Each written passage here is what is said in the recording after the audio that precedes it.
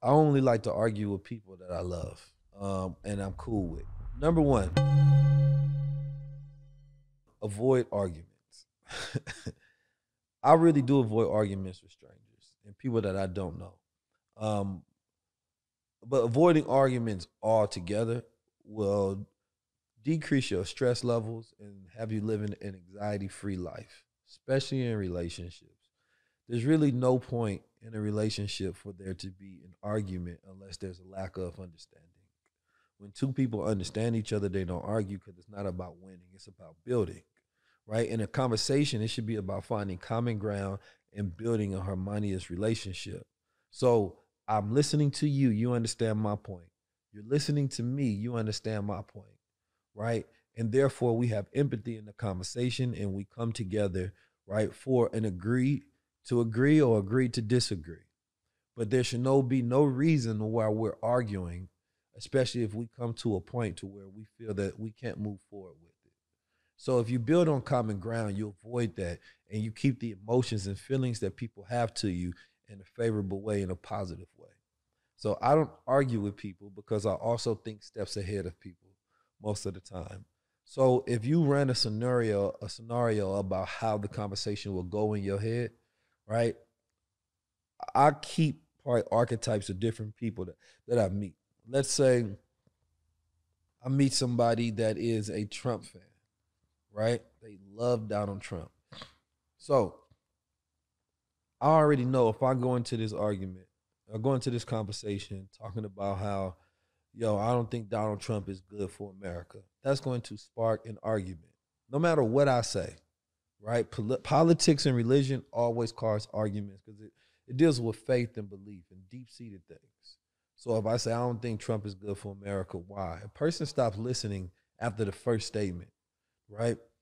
Instead, I want to start with something that's a bridge builder rather than something that destroys the bridge, because now you're putting somebody on defense. I can talk about how I think, American politics could be better so that we can have an America that is actually truly free. And America goes beyond what its past was and move further into a better future. And I want good leadership to do that, right? And I could talk about how we need to take a deep look at the leadership, even when we're in agreement with them or when we're in disagreement with them, and ask ourselves, what type of America do we want? I'm really not saying anything that's open for an argument, right? I'm laying out generalities, and these are moral positions that most people are going to take. General morality, if you will. So generally, people want to be good, right? And they believe in good leadership, right? They believe that good leadership should be X, Y, Z. So now it's up to you to decide whether the leader that you have in your mind is good and or bad, right? And if you're going to operate with the Socratic method, then you're going to ask questions, right? Asking questions lead people to agreeing with you versus disagreeing. What do you think is a good leader, right? What do you think should be the main thing that the president should focus on? What do you think constitutionally people should do when they believe they don't have two good choices, right? I'm allowing them to ask the questions. The more yeses you get, the more likely somebody's going to agree with you, right? So instead, you're leading people to an understanding rather than telling them what to think. This is the best way to avoid arguments. Ask questions, don't tell answers. Number two, respect opinions.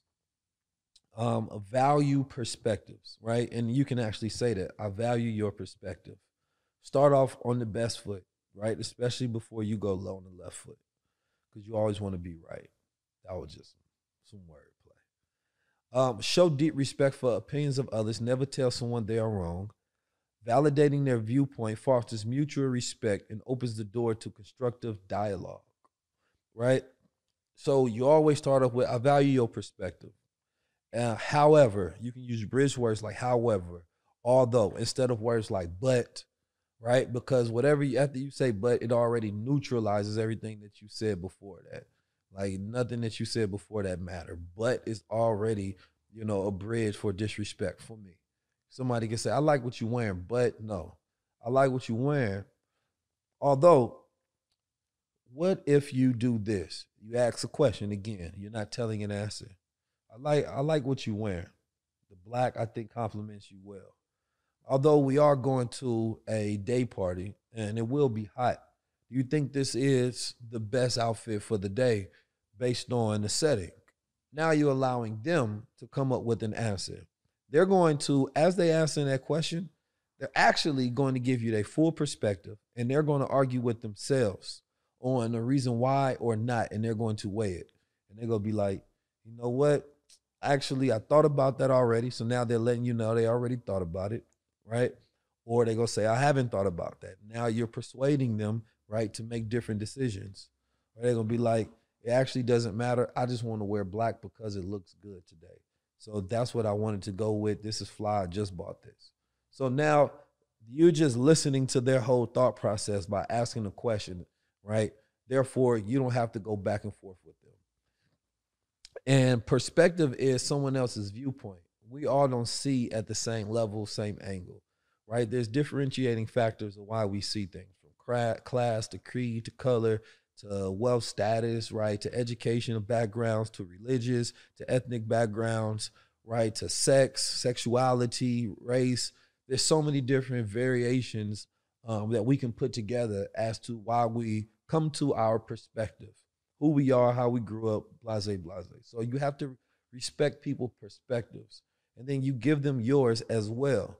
And if they value your perspective as you value theirs, then they will see possibly a bigger picture as well, because now you're giving them two viewpoints. It's like creating a 360 map of a room.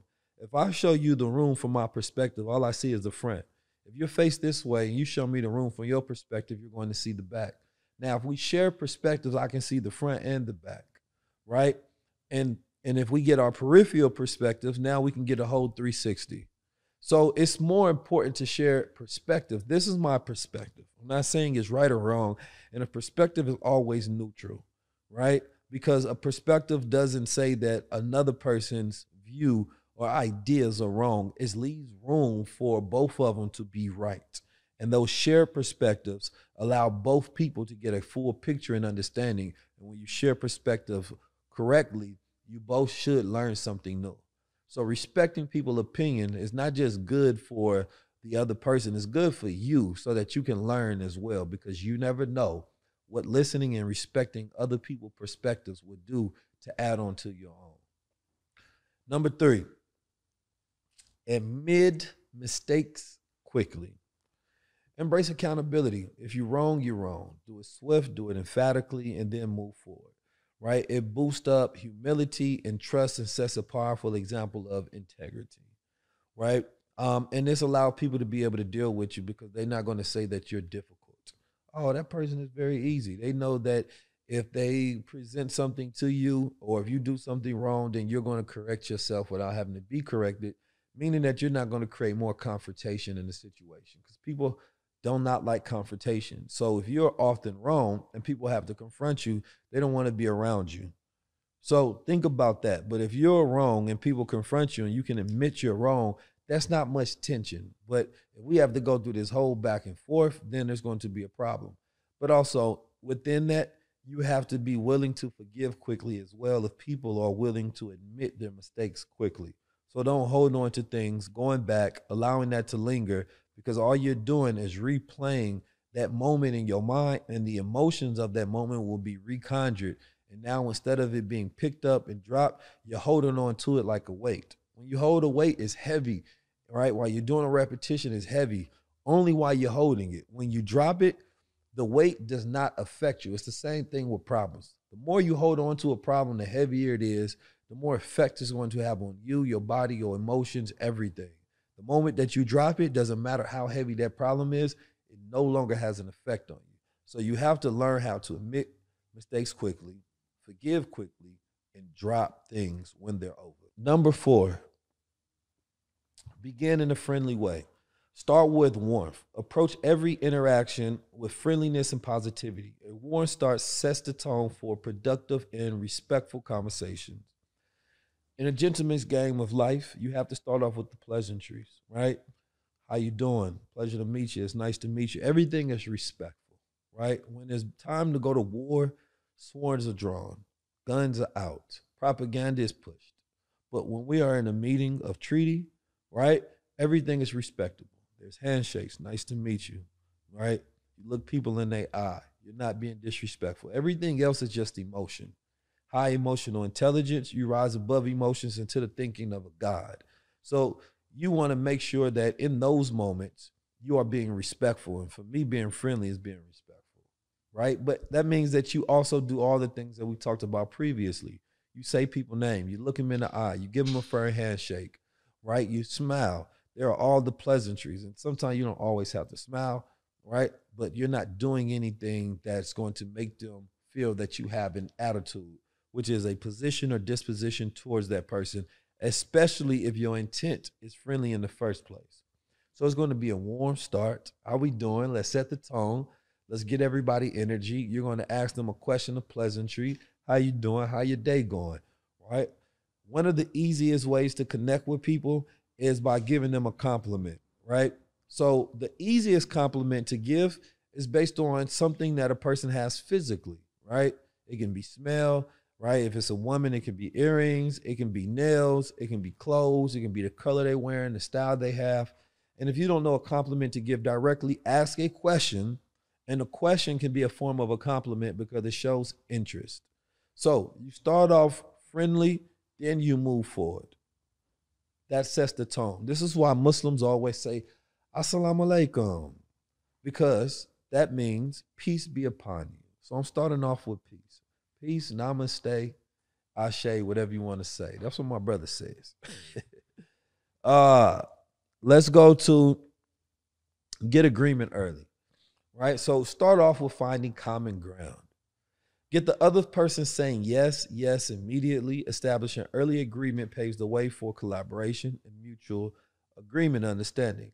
So again, this goes back to the Socratic method. Find something that you know your people, somebody's going to agree with. When somebody's already in the rhythm saying yes, it's going to be harder for them to say a no. This actually works throughout all of life, right? Almost with anything that you're doing. Before you get to a point of contention to where you know you have to sway somebody, get them going in that direction already, so they're already consistent in this frequency of doing something, right? So however it is, you come up with a way to get them saying yes, things that are easy, right, to grasp, or things are easy to affirm. So an example, I'm talking to a client, and let's say not a client. I'm going to a store and I want to buy some furniture, right? And I'm asking the salesperson questions, right? Do people come and see this furniture often? Yeah, people come by all the time. They always checking it out, right? This is one of our best pieces. Um, you've been working here, a long time. Yeah, I've been working here for a minute now, you know. You like what you do? Yeah, I love what I do. I've been doing this for years. It allows me to meet people and talk to them and things of that nature. Um, you see a brand on somebody and be like, "Yo, is those New Balances?" Yeah, these are New Balances. These are really great, right? You're setting them up in the rhythm to go to the pace, right? You know, you're asking a person, is now, is this the floor price or is this the sale price? No, yeah, this is the floor price. Now we start moving into other territory. Well, I really like it. I'm motivated to get it. Do you think that there's any wiggle room? So yeah, I'll see what we can do.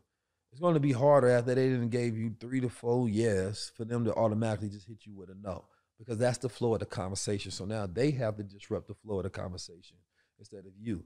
So what you're doing is you're pushing them in that direction, right? So they stay in that direction rather than going to the other direction. Get your yeses so they stay yeses. It's going to be very hard to start a conversation with no, no, no, no, no, no, no, no, yes. Doesn't work that way. Let's go into empowering others. Ownership of ideas. Let other people feel the idea is theirs. When people believe they have contributed, they're more committed to the outcome. 100%, 1,000%, 2,000,000,000% true. Empower others. Allow people to contribute. What do you think about this? right? Allow them to come to the conclusion that you may have already had, right?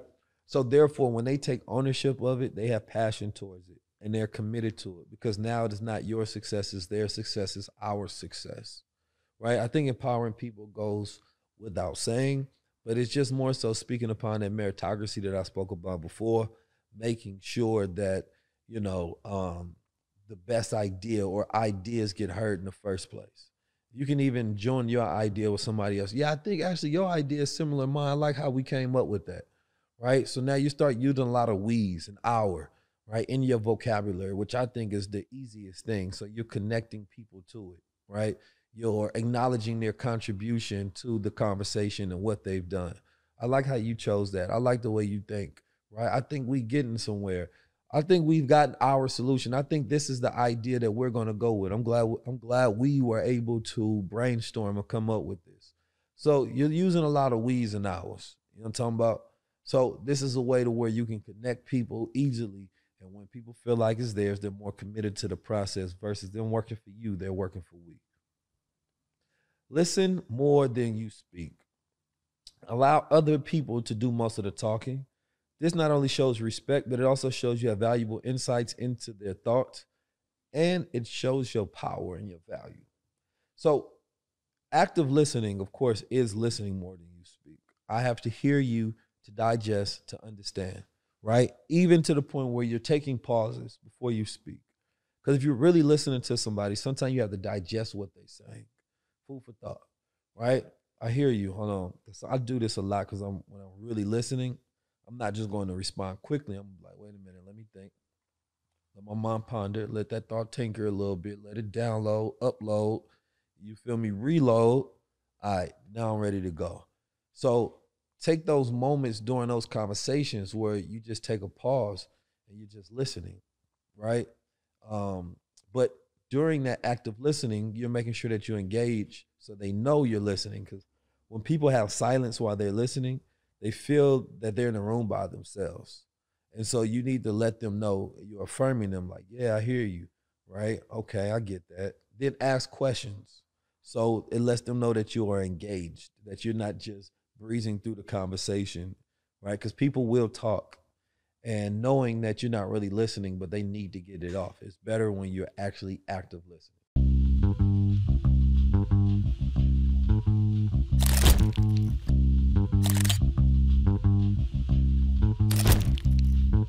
If you're going to jump into Crownz society, you're saying that I represent power, I represent knowledge of self. Stepping in the name of drip, get ready with me. Stepping in the name of drip, get ready. I wear the crown to just symbolize, like, I know who I am, I know why I'm here, I know my purpose. It's abundance, it's royalty, it's prosperity, it's energy. Put in. Yeah. I gotta walk with my head held high because you gotta see this and you gotta see this. I believe that if anybody wants to be able to protect their mind and be able to think freely, you gotta get Crownz Society today, man. Neo after the blue pill, the color palette's all black. James Bond mixed with Malcolm X in my Che Guevara era.